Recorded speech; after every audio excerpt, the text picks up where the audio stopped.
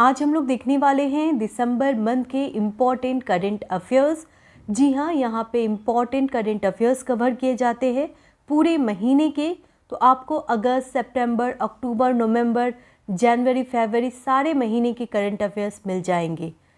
तो आप जुड़ जाए स्टडी विथ रश्मि चैनल से।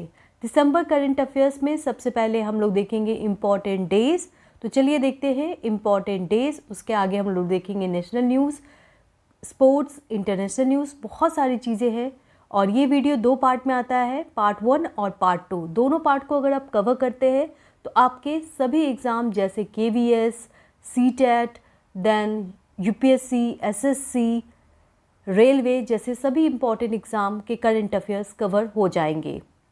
दिसंबर मंथ के इम्पॉर्टेंट करंट अफेयर्स देखते हैं। दिसंबर 2022 के इम्पॉर्टेंट डेज में सबसे पहले बताना चाहूँगी 1 दिसंबर को बनाया गया वर्ल्ड एड्स डे। जी हाँ, वर्ल्ड एड्स डे का थीम क्या था, क्योंकि क्वेश्चन वही आएगा। तो थीम था इक्वलाइज। थीम बहुत छोटा है, इक्वलाइज, जो कि यूनाइटेड नेशन द्वारा बनाया जाता है 1 दिसंबर को वर्ल्ड एड्स डे। अच्छा, एड्स जो बीमारी है वो कौन सी मतलब माइक्रोब से होती है? तो ये वायरस से होती है, ये एक वायरल डिजीज़ है। ध्यान रखें, एड्स बीमारी बहुत ही गंभीर बीमारी है और इसी के अवेयरनेस के लिए 1 दिसंबर को वर्ल्ड एड्स डे मनाया जाता है।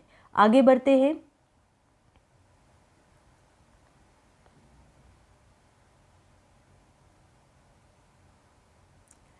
सेकेंड दिसंबर को मनाया जाता है ओबोल्यूशन ऑफ स्लेवरी डे। जी हाँ, international day for the abolition of slavery.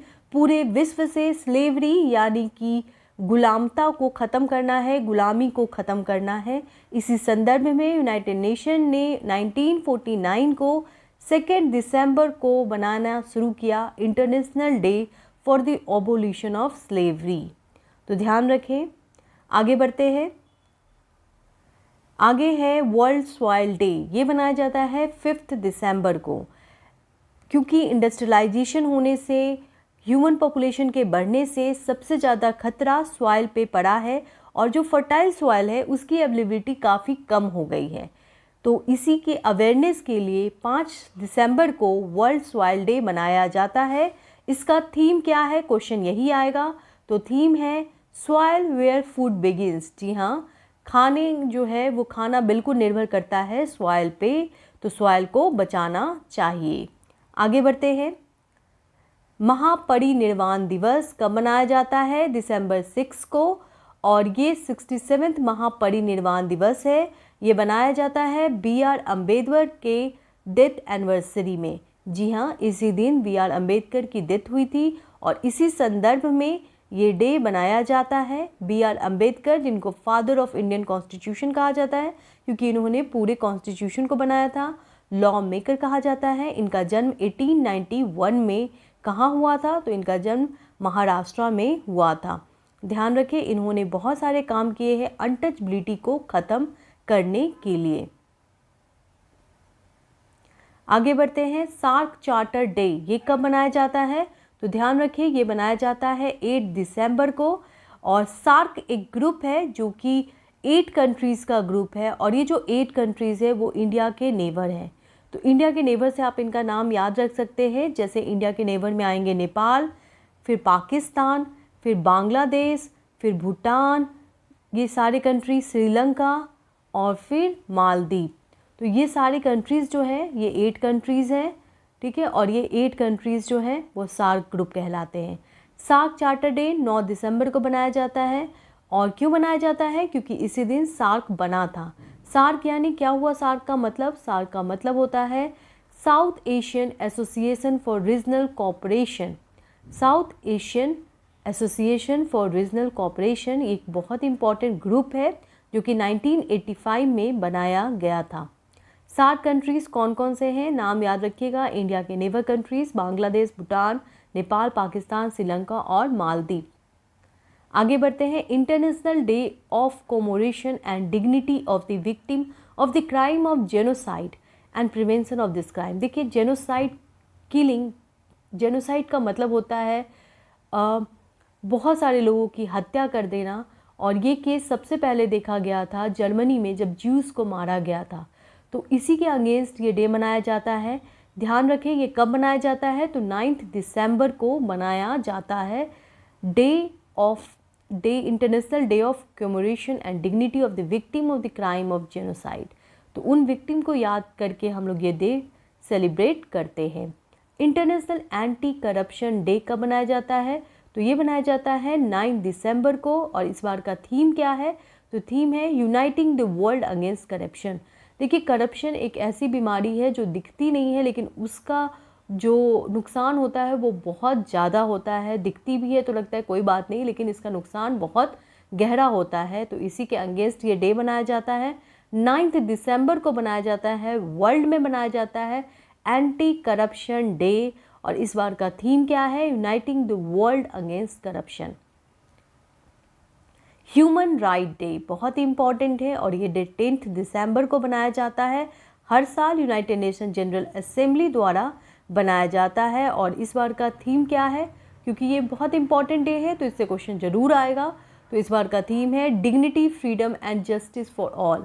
देखिए ये जो कुछ इंपॉर्टेंट चीज़ें होती हैं उनको आप ज़रूर कॉपी में नोट डाउन करें और बार बार रिवाइज़ करें, तभी आपके कोई भी एग्ज़ाम क्लियर होंगे।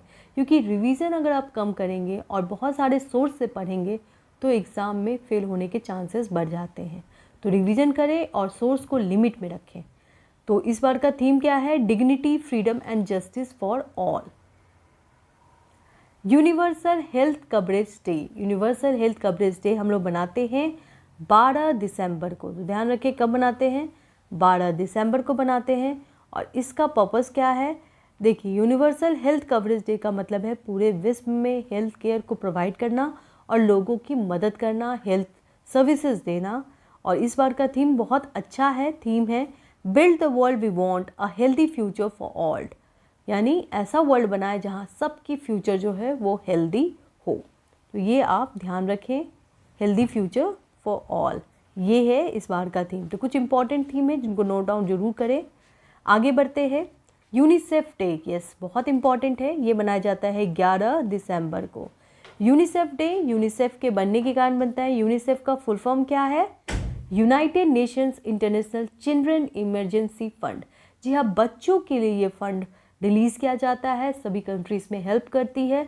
और यूनिसेफ बहुत ज़्यादा हेल्प करता है पूरे विश्व के बच्चों को, जैसे पोलियो या बहुत सारे अभियान यूनिसेफ द्वारा कंडक्ट करवाए जाते हैं। आगे बढ़ते हैं, वीडियो में कहीं भी डाउट हो, कोई भी शिकायत हो, कुछ भी हो तो ज़रूर कमेंट बॉक्स में लिखें। नेशनल एनर्जी कंजर्वेशन डे ये कब बनाया जाता है, तो ये बनाया जाता है 14 दिसंबर को। ये डे भी इम्पॉर्टेंट है क्योंकि एनर्जी कंजर्वेशन एक बहुत ही ग्लोबल चैलेंज है और पूरा विश्व रिन्यूएबल एनर्जी की तरफ मूव कर रहा है। अगर हम बात करते हैं एनर्जी एफिशिएंसी की, तो एक मोबाइल ऐप भी इंडिया में बनाया गया है, इसका नाम है ईवी यात्रा।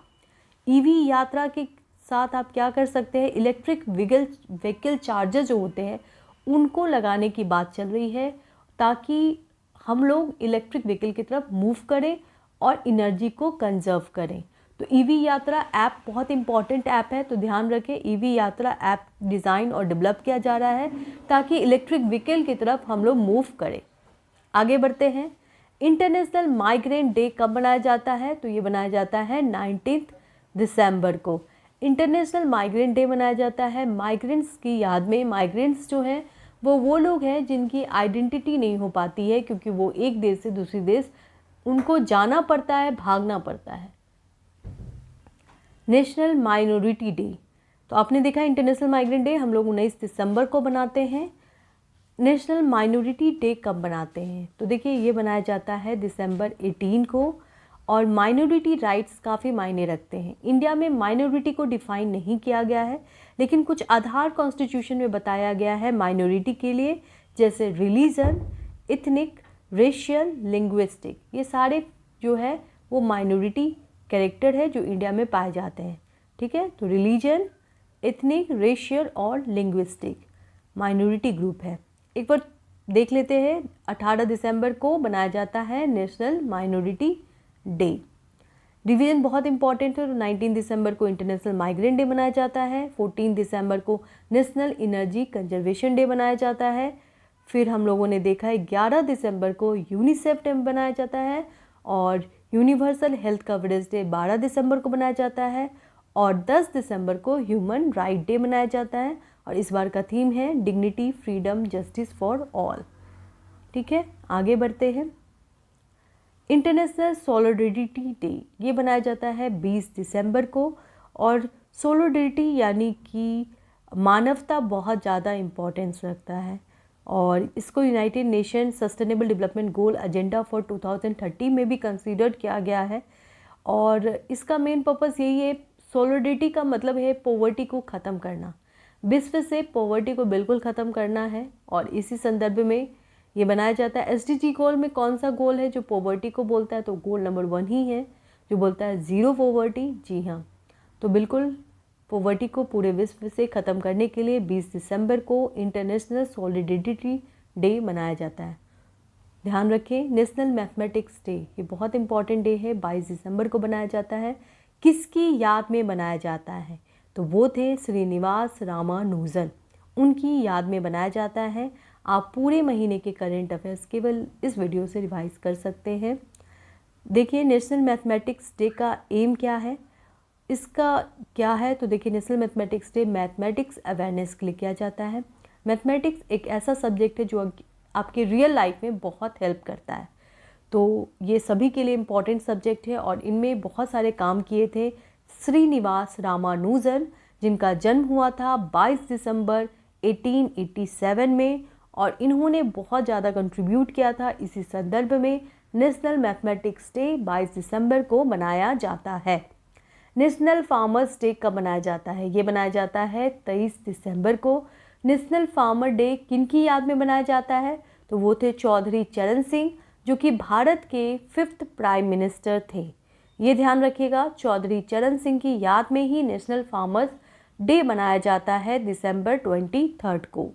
आगे बढ़ते हैं, गुड गवर्नेंस डे ये कब मनाया जाता है, तो ये मनाया जाता है 25 दिसंबर को, क्योंकि इसी दिन अटल बिहारी वाजपेयी और पंडित मदन मोहन मालवीय का जन्मदिन था। तो आपसे पूछा जाएगा क्वेश्चन में गुड गवर्नेंस डे किनकी याद में मनाया जाता है, तो आपको याद रखना है अटल बिहारी वाजपेयी। कब से बनाया गया ये डे, तो ये बनाया गया था 2014 से। 23 दिसंबर को हमारे प्राइम मिनिस्टर नरेंद्र मोदी जी ने अनाउंस किया था कि अब से 25 दिसंबर को, जो कि बर्थ एनिवर्सरी है अटल बिहारी वाजपेयी, जो कि फॉर्मर प्राइम मिनिस्टर रह चुके हैं इंडिया के, उनकी याद में गुड गवर्नेंस डे मनाया जाएगा। आगे बढ़ते हैं। देखिए, अटल बिहारी वाजपेयी के बारे में थोड़ा जान लेते हैं, क्योंकि बहुत ही इंपॉर्टेंट पर्सनालिटी है। ये इंडिया के 3 बार प्राइम मिनिस्टर बन चुके हैं। ठीक है, पहली बार 1996 में, शायद आपको याद बिल्कुल ही नहीं होगा, लेकिन मैं बता देती हूँ, ये केवल 13 दिन के लिए इनकी सरकार बनी थी 1996 में। ठीक है, पहला टर्म था इनका। उसके बाद सेकंड टर्म जो है वो 1998 से लेके 1999, यानी 13 महीने के लिए इनकी सरकार बनी थी। तो 13 वर्ड को याद रखिएगा, 13 डेज देन 13 मंथ। 1998 से 1999 के बीच में इनकी सरकार बनी थी 13 महीने के लिए, और फिर फुल टर्म के लिए इनकी सरकार आई कब, 1999 से 2004 में। ठीक है, तो सरकार गिरी, तो इससे आप सीख सकते हो कि अचीवमेंट जो होती है वो छोटी छोटी जीतों से ही मिलती है। अचानक आपको बहुत बड़ा जीत नहीं हासिल हो सकता। तो जैसे एक घर बनता है छोटे छोटे मतलब एक ब्रिक से बनता है, ब्रिक को जोड़ते हुए बनता है, वैसे ही अचीवमेंट भी होती है, छोटी छोटी चीज़ों से ही बड़ी चीज़ें मिल सकती हैं। तो 13 डेज़ के लिए ये पहले बने, फिर 13 मंथ के लिए बने, और फिर फुल टर्म जो कि 5 ईयर्स होते हैं वो बने 1999 से 2004 तक। तो अटल बिहारी वाजपेयी की सरकार थी। अटल बिहारी वाजपेयी की ही याद में गुड गवर्नेंस डे मनाया जाता है कब, 25 दिसंबर को। आगे बढ़ते हैं, वीर बाल दिवस ये बहुत इंपॉर्टेंट है, क्योंकि 2022 में इसका अनाउंसमेंट हुआ है। वीर बाल दिवस कब मनाया जाता है, 26 दिसंबर को मनाया जाता है। और किस वीर बालक के याद में मनाया जाता है, तो ये वीर बालक है गुरु गोविंद सिंह के 2 बच्चे। जी हाँ, साहिबजादा बाबा जोरावर सिंह और बाबा फतेह सिंह जी, इनकी याद में मनाया जाता है, क्योंकि इन दोनों ने मुगलों के अगेंस्ट आवाज़ उठाई थी और इनको दीवार में चुनवा दिया गया था, मतलब जिंदा ही दीवार में रख दिया गया था, जिसके कारण इनकी डेथ हो गई थी। और इन्हीं की याद में वीर बाल दिवस 2022 में हमारे प्राइम मिनिस्टर नरेंद्र मोदी जी ने अनाउंस किया कि हर साल 26 दिसंबर को ये डे मनाया जाएगा। तो ये याद रखें, वीर बाल दिवस। आगे बढ़ते हैं। ये किन के बेटे थे? गुरु गोविंद सिंह जी के। गुरु गोविंद सिंह किस स्टेट से बिलोंग करते हैं? इनका जन्म कहाँ हुआ था? आप बता सकते हैं कमेंट बॉक्स में। International day for epidemic preparation, ये बहुत इंपॉर्टेंट डे है जो कि 27 दिसंबर को सेलिब्रेट किया जाता है। ये डे जो महामारी है उनसे बचने के लिए, उनके प्रिपरेशन के लिए ये डे मनाया जाता है। चलिए आगे देखते हैं हम लोग अपॉइंटमेंट जो कि दिसंबर मंथ में हुए हैं। तो कुछ इम्पॉर्टेंट अपॉइंटमेंट है तो ध्यान रखें, जैसे कि national commission for backward class के चेयरमैन किसको अपॉइंट किया गया है बताएं? तो वो है हंसराज गंगाराम अहीर। इनको अपॉइंटमेंट किया गया है national commission for backward class, जो कि बहुत इंपॉर्टेंट बॉडी है। ये एक कॉन्स्टिट्यूशनल बॉडी है। पहले ये एक्ट के थ्रू बनाई गई थी। कौन से एक्ट में? तो 1993 में एक एक्ट पास किया गया जिसमें national commission for backward class बनाया गया। ये जो हंसराज गंगाराम अहीर हैं वो एक्चुअली में एग्रीकल्चरिस्ट हैं, ठीक है। तो एग्रीकल्चरिस्ट हैं, इन्होंने नबार्ड जैसे ऑर्गेनाइजेशन में भी काम किया है। क्या नाम है? Gangaram Ahir. Miss Earth 2022, Miss Earth बनी है साउथ कोरिया की मीना सुएचुई। इनको मिस अर्थ बनाया गया है 2022 का। किस कंट्री की है? साउथ कोरिया की है। और ये अनाउंसमेंट हुआ नवंबर 29 को मनीला में। तो ध्यान रखें, मिस अर्थ 2022 बनी है मीना सुएचुई। अगर हम मिस वाटर की बात करें तो ये बनी है नादीन अयोम, जो कि पैलेस्तीन की है। मिस एयर श्रीधन मॉर्लोक ऑस्ट्रेलिया की है। तो ये कुछ इंपॉर्टेंट नाम हैं जिनको आपको याद रखना होगा। मिस अर्थ बहुत इंपॉर्टेंट है, जो कि साउथ कोरिया की मीना सुएचुई है। First women president of Indian Olympic association, Indian Olympic association की पहली वीमेन प्रेसिडेंट कौन बनाई गई हैं? देखिए, इंडियन ओलंपिक एसोसिएशन काफ़ी न्यूज़ में था। क्यों न्यूज़ में था बताएं? ये न्यूज़ में इसलिए था क्योंकि जो बाहर की जो इंस्टीट्यूट है वो ब्लेम कर रहे थे कि इंडिया में अपॉइंटमेंट प्रॉपर नहीं किया जाता है। जो एक बार अपॉइंट होते हैं वो बहुत सालों तक रहते हैं, मतलब डेमोक्रेसी का हनन है यहाँ पे। और इंडिया में जो भी इंटरनेशनल बॉडी है गेम से रिलेटेड, वहाँ पे सही तरीके से अपॉइंटमेंट नहीं हो रहा था। तो इसी संदर्भ में ये स्टेप लिया गया है। और पीटी उषा को, जो कि रिनाउंड प्लेयर है, सब लोग जानते हैं इनके बारे में, इनको अपॉइंट किया गया है प्रेसिडेंट इंडियन ओलंपिक एसोसिएशन का। तो ध्यान रखें, इंडियन ओलंपिक एसोसिएशन की प्रेसिडेंट अपॉइंट हुई हैं पीटी उषा, ठीक है। तो ये आपको याद रखना है। आगे बढ़ते हैं। जो आपके एग्ज़ाम के लिए इम्पॉर्टेंट है बस वही फैक्ट को देना चाहूँगी, क्योंकि ये किताब तो नहीं है, ये वीडियो है। और वीडियो का पर्पस होता है कि कम समय में आपको ज़्यादा से ज़्यादा चीज़ें दे देना। सर जेरेमी फेरार, जो कि चीफ साइंटिस्ट है WHO के, इनको अपॉइंट किया गया है चीफ साइंटिस्ट WHO का। तो सर जेरेमी फेरार का नाम याद रखें, क्योंकि WHO बहुत इंपॉर्टेंट बॉडी है। तो इनके चीफ साइंटिस्ट कौन बने हैं? डॉक्टर फेरार। ये बहुत ही रिनाउंड डॉक्टर हैं, वर्ल्ड में ये जाने जाते हैं ब्रेन साइंस के लिए, ठीक है। तो ब्रेन जो ट्रीटमेंट होती है, ट्रीटमेंट रिलेटेड टू ब्रेन, इसमें इन्होंने 17 साल से भी अधिक का योगदान दिया है। बहुत ही रिनाउंड फेस हैं। ये किस कंट्री से हैं? तो ये है वियतनाम से, ठीक है। तो इनका नाम याद रखिए, वियतनाम से है डॉक्टर जेरेमी फेरार, जिनको चीफ साइंटिस्ट बनाया गया है WHO यानी वर्ल्ड हेल्थ ऑर्गेनाइजेशन का। आगे बढ़ते हैं, देखते हैं आगे। CEO बनाया गया है 2032 Olympic and para Olympic game, जो ऑर्गेनाइज होने वाला है कहाँ? ब्रिस्बेन में। और ये अपॉइंट किया गया है सिंडी हुक को।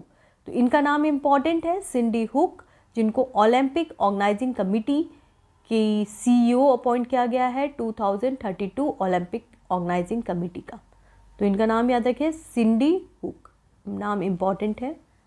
प्रेसिडेंट ऑफ हार्वर्ड यूनिवर्सिटी, जी हाँ, हार्वर्ड यूनिवर्सिटी काफ़ी फेमस यूनिवर्सिटी है। और इसके प्रेसिडेंट चुनी गई हैं फर्स्ट अफ्रीकन वीमेन प्रेसिडेंट, जिनका नाम है कैलोडिन गे, जो कि फैकल्टी रही हैं आर्ट और साइंस की, और इनको प्रेसिडेंट बनाया गया है हार्वर्ड यूनिवर्सिटी का। आगे बढ़ते हैं, गति शक्ति यूनिवर्सिटी। जी हाँ, पहली गति शक्ति यूनिवर्सिटी स्टार्ट किया गया वडोदरा गुजरात में, और इसके चांसलर अपॉइंट किए गए हैं अश्विनी वैष्णव। अश्विनी वैष्णव कौन है, हम सभी जानते हैं, ये रेलवे मिनिस्टर हैं। ठीक है, तो इनको अपॉइंट किया गया है फर्स्ट चांसलर गति शक्ति यूनिवर्सिटी का, जो कि बन रहा है वडोदरा गुजरात में। एटॉमिक एनर्जी रेगुलेटरी बोर्ड के हेड अपॉइंट किए गए हैं कौन, दिनेश कुमार शुक्ला। ठीक है, ये मैकेनिकल इंजीनियरिंग किया है इन्होंने जबलपुर यूनिवर्सिटी मध्य प्रदेश से, और इनको एटॉमिक एनर्जी रेगुलेटरी बोर्ड का हेड अपॉइंट किया गया है। तो ये अपॉइंटमेंट इंपॉर्टेंट है, ये चेयरपर्सन अपॉइंट हुए हैं AERB यानी एटॉमिक एनर्जी रेगुलेटरी बोर्ड। क्या नाम है इनका, Dinesh Kumar Shukla. International arbitration centre में जो चेयरपर्सन है वो अपॉइंट किए गए हैं सुप्रीम कोर्ट के जज हेमंत गुप्ता। अच्छा, हेमंत गुप्ता का नाम आपको याद है, किस केस में काफ़ी नाम में आए थे ये, तो ये आए थे हिजाब के केस में। देखिए, हिजाब को गलत इन्होंने बताया था और इसी संदर्भ में इन्होंने इम्पॉर्टेंट जजमेंट दी थी हेमंत गुप्ता, और अभी हाल में इनको अपॉइंट किया गया है इंटरनेशनल आर्बिट्रेशन सेंटर का चेयरपर्सन। आर्बिट्रेशन क्या होता है, आर्बिट्रेशन एक वो बॉडी होता है जो कि नेगोशिएट करता है, यानी कि बहुत सारे जो केसेस होते हैं जिसमें सज़ा नहीं मिलनी चाहिए, यानी बातों से सॉल्व हो जाए, उसको कहते हैं आर्बिट्रेशन। ये एक मेथड होता है जो कि लॉ में पढ़ा जाता है, जिस मेथड में ये बताया जाता है कि कैसे हम किसी सॉल्व कर सकते हैं किसी केस को बिना जजमेंट दिए हुए, बिना सज़ा दिए हुए, बातों से सॉल्व कर लेना आर्बिट्रेशन कहलाता है। आगे बढ़ते हैं, ये बहुत इंपॉर्टेंट है, appointment chairman of railway board Shri Anil Kumar Lohati को अपॉइंट किया गया है, लहोटी को अपॉइंट किया गया है चेयरमैन किसका, रेलवे बोर्ड का। Chairman of National Highway Authority of India कौन बने हैं, Santosh Kumar Yadav. National Highway Authority of India बहुत इंपॉर्टेंट बॉडी है, तो इसके चेयरमैन भी इंपॉर्टेंट हो जाते हैं। क्या है नाम इनका, संतोष कुमार यादव। स्पोर्ट न्यूज़ देख लेते हैं फटाफट। Blind T20 world cup, blind T20 world cup blind के लिए ऑर्गेनाइज किया गया था। ये इंडिया में हुआ था मैच, और लकली इंडिया ने इसे जीत लिया है बांग्लादेश को हराकर। तो ये इंपॉर्टेंट न्यूज़ है, बांग्लादेश को हराकर इंडिया के बेंगलुरु स्टेडियम में, चिन्ना स्वामी स्टेडियम में ये ऑर्गेनाइज किया गया, जिसमें इंडिया की जीत हुई, और इंडिया ने ब्लाइंड T20 वर्ल्ड कप भी जीत लिया है। किसको हराकर, बांग्लादेश को हराकर। ओलंपिक गेम 2024, जी हाँ, ओलंपिक गेम 2024 को स्पॉन्सरशिप करने वाली है Viacom 18 media private limited company.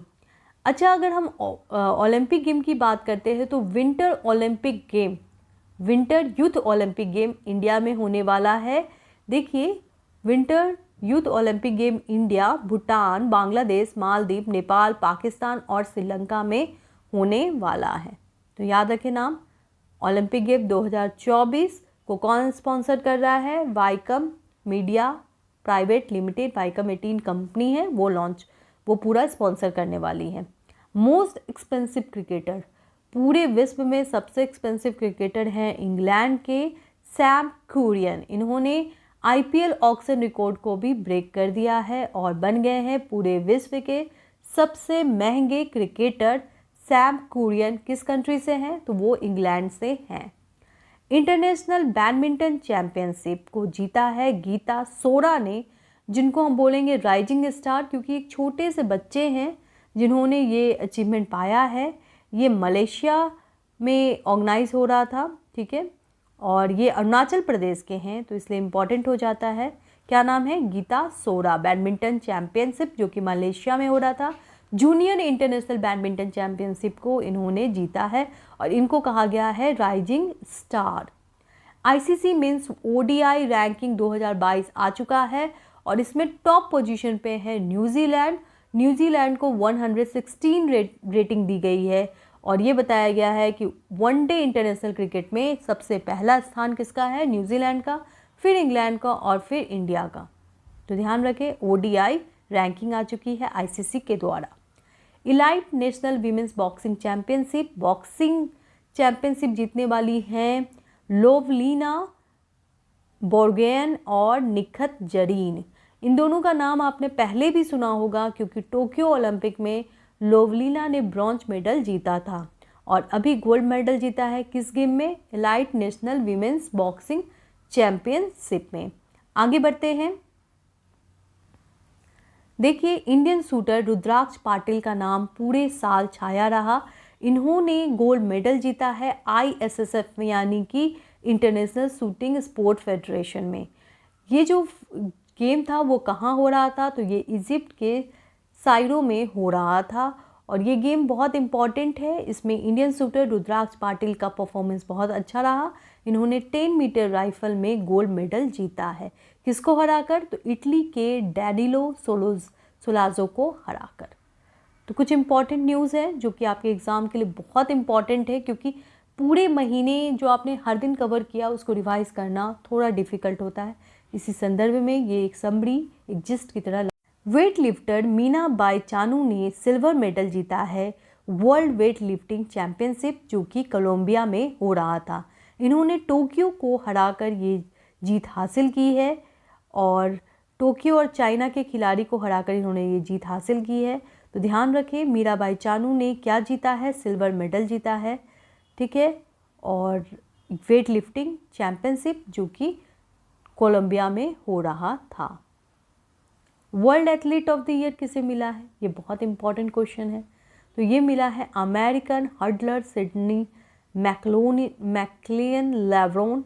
थोड़ा प्रोनाउंसिएशन गड़बड़ हो सकता है तो ध्यान रखें, मैक्लोग्लिन लेवरोन। और स्वीडिश पोल वोल्टर मोंडो दुपाल्टीज को जी मिला है world athlete of the year. तो किस कंट्री के हैं, तो एक स्वीडिश के हैं, स्वीडन के हैं, और दूसरे जो हैं वो अमेरिकन हैं, ठीक है।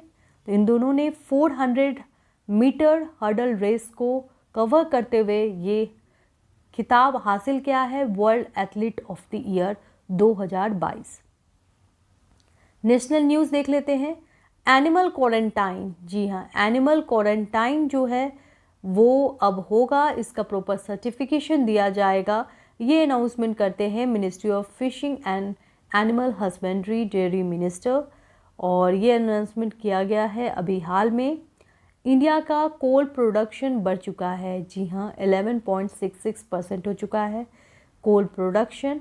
ये पूरे नवंबर मंथ को कवर किया गया है। 2022 में टोटल कोल प्रोडक्शन में इम्प्रूवमेंट हुई है। कोल मिनिस्ट्री ने ये अनाउंसमेंट किया है, तो ये इम्पॉर्टेंट है।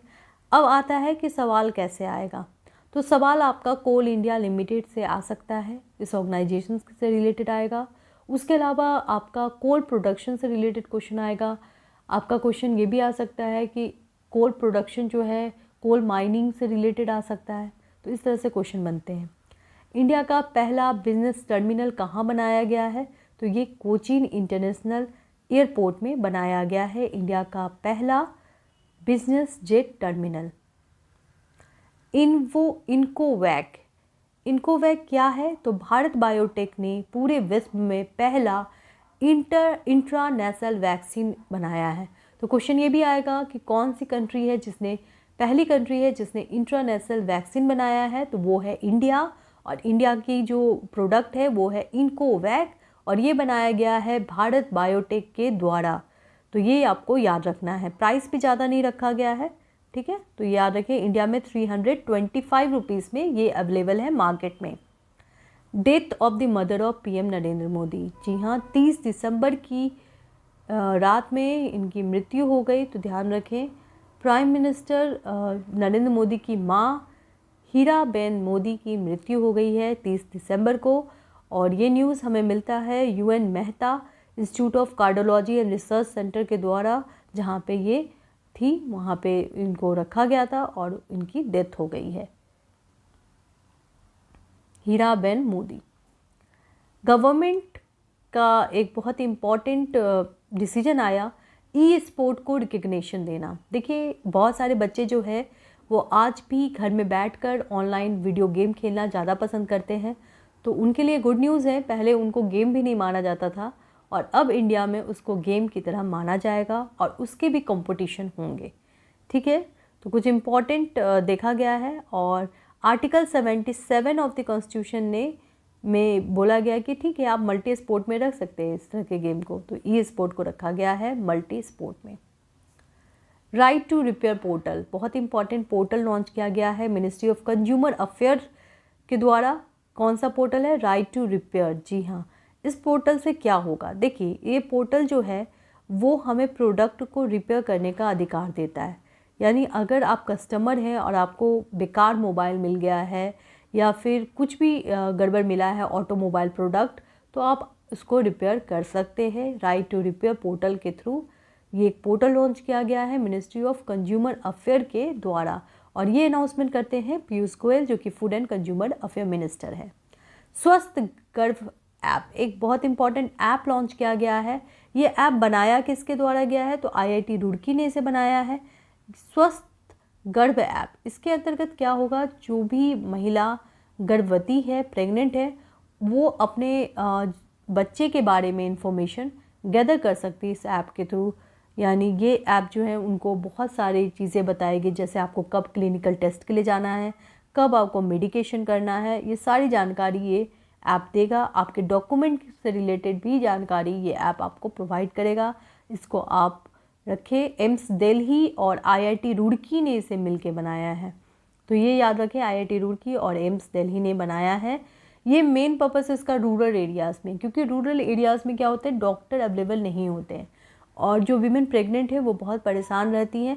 उनके लिए ये किया गया है ताकि वो क्लिनिकल टेस्ट कर पाए, डॉक्यूमेंट वगैरह ठीक से रख पाए। तो इसी संदर्भ में इनका जो अपॉइंटमेंट है ऑनलाइन हो पाए डॉक्टर के साथ। आगे बढ़ते हैं, अग्नि 5 न्यूक्लियर कैपेबल मिसाइल, बहुत इंपॉर्टेंट मिसाइल लॉन्च किया गया 15 दिसंबर को। ये सक्सेसफुल रहा। अग्नि 5 जो है वो क्या है? अग्नि मिसाइल है, यानी कि ये जो है वो सरफेस टू सरफेस मिसाइल है, सरफेस टू एयर मिसाइल है। अग्नि 5 के बारे में थोड़ा जानते हैं। देखिए, ये इंटर कॉन्टिनेंटल बैलिस्टिक मिसाइल है। अब ये क्या है तो वो देख लेते हैं। देखिए, इंटर कॉन्टिनेंटल बैलिस्टिक मिसाइल क्या होता है? दो तरह के मिसाइल होते हैं, एक होते हैं क्रूज मिसाइल और दूसरा होता है बैलिस्टिक मिसाइल। जो क्रूज मिसाइल होते हैं वो अर्थ सरफेस के पास होते हैं। ठीक है, इससे क्या फ़ायदा होगा? अर्थ सरफेस के पास होने से इनको डिटेक्ट नहीं कर सकता हमारे एनिमी, जो भी एनिमी है उनको देख ही नहीं पाएगा। तो क्रूज मिसाइल का ये बहुत अच्छा बेनिफिट होता है। अगर हम बात करते हैं बैलिस्टिक मिसाइल का, तो बैलिस्टिक मिसाइल की क्या बेनिफिट होती है? तो बैलिस्टिक मिसाइल जो है वो काफ़ी दूर तक जा सकता है। यानी अगर हम इंडिया से ये छोड़ते हैं तो ये रशिया तक भी जा सकता है, चाइना तक भी जा सकता है। ठीक है, तो ये काफ़ी इम्पॉर्टेंट है इंटर कॉन्टिनेंटल बैलिस्टिक मिसाइल। और अग्नि 5 भी यही है।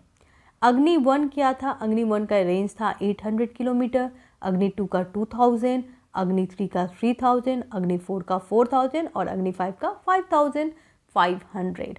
ठीक है, तो ये है इंटर कॉन्टिनेंटल बैलिस्टिक मिसाइल, ध्यान रखें। ब्रह्मोस मिसाइल भी इंटरकॉन्टिनेंटल बैलिस्टिक मिसाइल ही है और ब्रह्मोस मिसाइल का भी टेस्ट बहुत अच्छे से किया गया है बे ऑफ बंगाल में Su-30 MKI फाइटर जेट के द्वारा।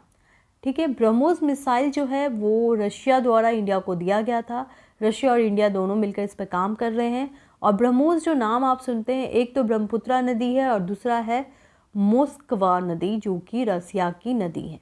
ठीक है, तो इन दोनों नदी पे ये नाम रखा गया था ब्रह्मोस मिसाइल। काफ़ी इम्पॉर्टेंट है, इंडिया का मिसाइल है और ये भी बैलिस्टिक है। प्रहरी ऐप, प्रहरी ऐप काफ़ी न्यूज़ में है क्योंकि अमित शाह जो कि यूनियन होम मिनिस्टर हैं, इन्होंने लॉन्च किया है।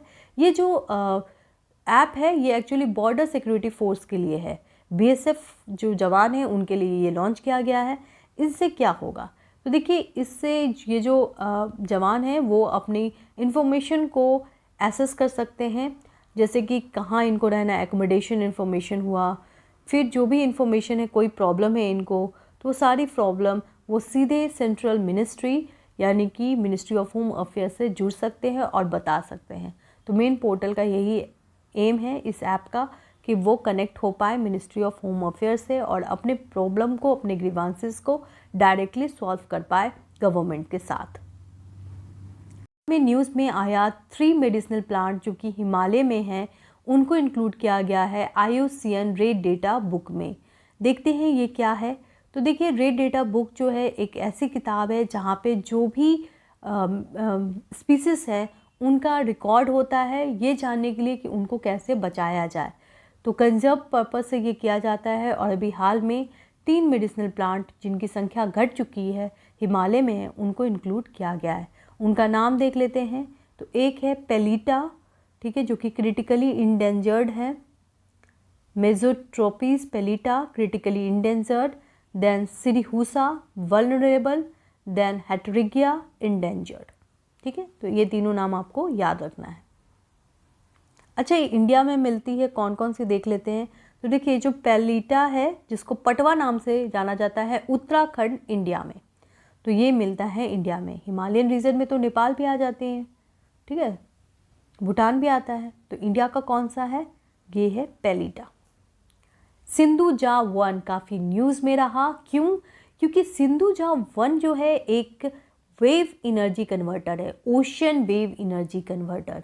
ये ओशन वेव से एनर्जी कन्वर्ट करेगा और ये एनर्जी इलेक्ट्रिसिटी जनरेट करने में हेल्प करेगी। तो ये एक बहुत ही बड़ा अचीवमेंट है, किस लिए? ग्रीन एनर्जी की तरफ मूव करने के लिए। इसे किसने बनाया है? तो ये बनाया गया है IIT मद्रास के द्वारा। ध्यान रखें, IIT मद्रास ने सिंधुजा 1 जो कि ओशन वेव एनर्जी कन्वर्टर है उसको डेवलप किया है। इसके द्वारा 54 गीगावाट ऑफ पावर जनरेट किया जाएगा कोस्ट लाइन में। नेक्स्ट वीडियो में कहीं भी डाउट हो तो ज़रूर पूछें। वीडियो अच्छा लगे तो लाइक, शेयर और सब्सक्राइब करें। जल्दी से जल्दी स्टडी विद रश्मि चैनल को। Thank you.